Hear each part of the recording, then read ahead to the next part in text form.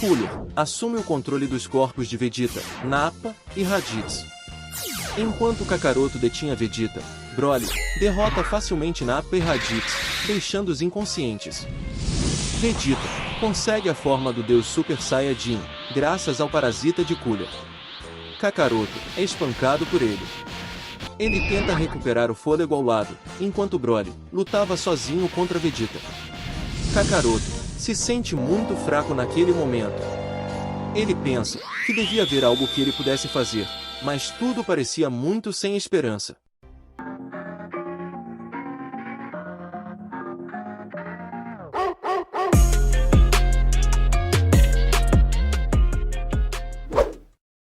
Então, Kakaroto começa a sentir algo estranho. Ele sente uma espécie de energia se acumulando. Kakaroto abafa todo o barulho, toda a sobrecarga sensorial ao seu redor. Ele fica completamente calmo, e Kakaroto abre os olhos. O poder explode em seu corpo, e ele começa a emitir uma luz azul muito forte. O cabelo de Kakaroto se arrepia, seu estado de Super Saiyajin Deus muda de vermelho para azul, assim como sua aura. Ele sente um grande aumento de poder, e então percebe o que aconteceu. Aquela era a força de um Super Saiyajin Deus, combinada com a de um Super Saiyajin. Ele não sabia o que era aquela forma azul, mas sabia que agora ele iria vencer aquela batalha. Broly e Cooler olham confusos. Broly estava muito surpreso. Kakaroto, com uma velocidade surpreendentemente absurda, acerta um soco direto no rosto de Cooler. Ele diz a Broly que não sabe o que era aquele poder, ou quanto tempo iria durar, e se iria durar, e por isso, eles tinham que trabalhar juntos rapidamente. Ele agradece a Broly pela ajuda, ele conseguiu ganhar tempo suficiente para que ele pudesse acessar aquele novo poder. Ele só precisava de um pouco mais de tempo.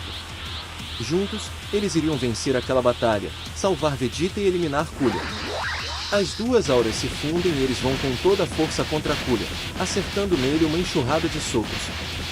Cooler tenta contra-atacar, mas nada funciona. Sempre que ele tenta carregar um ataque, ele recebe um golpe, ora de Kakaroto, ora de Broly.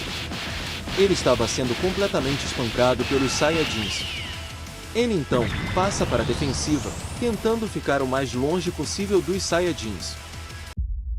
Enquanto ele pula de uma lua para outra, ele começa a carregar um ataque, uma esfera da morte, muito parecida com a que Frieza sempre usava para destruir um planeta, quando estava entrando na porrada.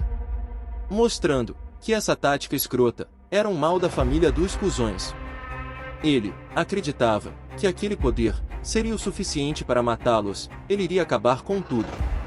Então, ele consegue carregar a energia o suficiente lançando diretamente contra Kakaroto.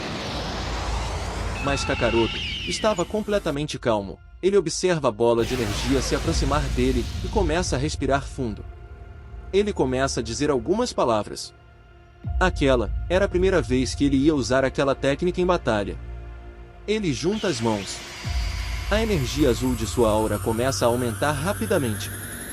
Aquela era a técnica que ele aprendeu na Terra, ele ia usá-la para contra-atacar o golpe de Cooler.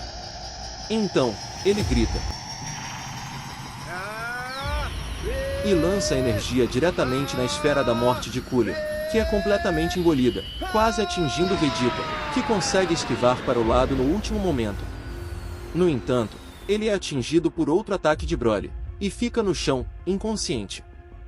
Em uma última tentativa, o parasita de Cooler pula para fora do corpo de Vegeta, tentando possuir Kakaroto, mas Kakaroto desaparece rapidamente com uma velocidade monstruosa, e em um piscar de olhos, Cooler é atingido por um poderoso ataque, e é desintegrado instantaneamente.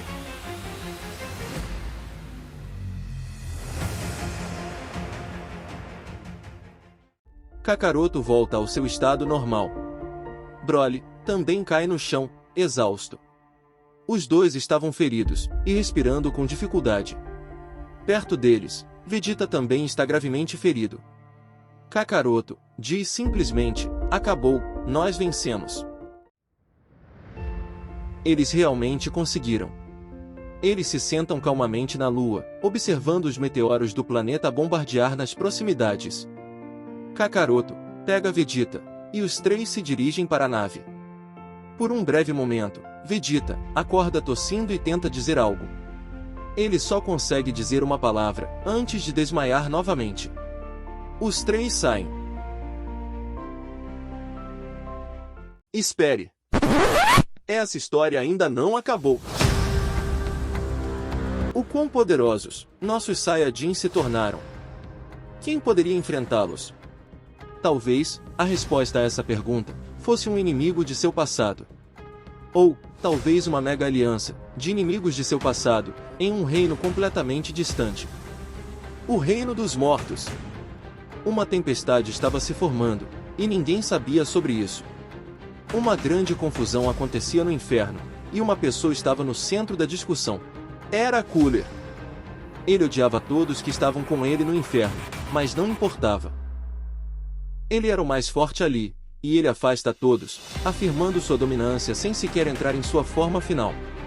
Ele ouve alguém pousar por perto e espera outro lutador, mas a energia não era estranha. Ele se vira e vê um rosto familiar. Frieza. Será que Frieza iria enfrentá-lo? Bem, na verdade, Frieza tinha uma proposta para seu irmão. Cooler não sabia do que ele estava falando, ele disse que não queria ouvir, e que jamais se uniria a seu irmão. No entanto, Rei Cold se junta a eles, e diz que seria melhor ouvir o que Frieza tinha a dizer. Cold achava que seria ótimo se seus dois filhos parassem de lutar um contra o outro e lutassem juntos contra um inimigo em comum. Eram os malditos Saiyajins, os responsáveis por matar todos eles. O filho bastardo que Frieza criou, o príncipe Vegeta e os outros dois traidores, Nappa e Raditz. Eles deviam morrer. Eles precisavam ser trazidos para o inferno com eles. Cooler diz que aquilo era impossível, eles estavam mortos, completamente distantes dos Saiyajins. Qualquer plano estúpido que Frieza tivesse em mente, não funcionaria.